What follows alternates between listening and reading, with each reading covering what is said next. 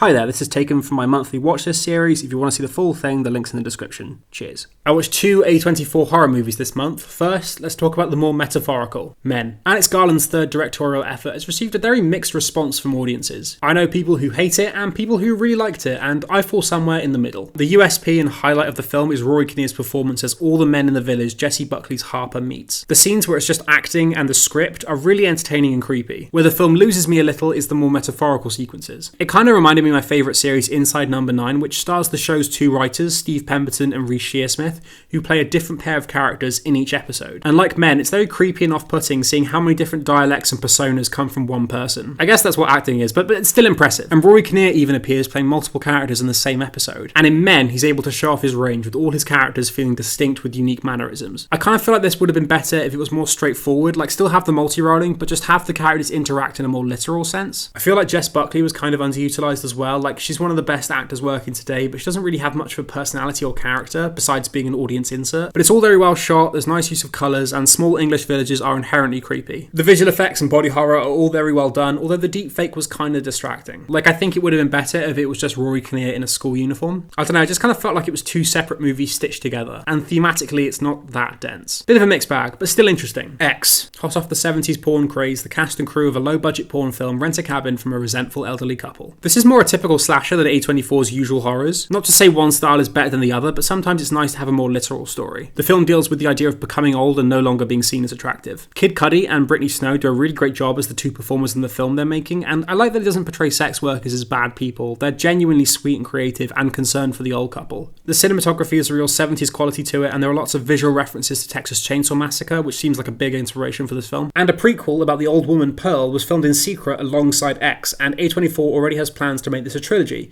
so I'm excited to see what else happens in this story.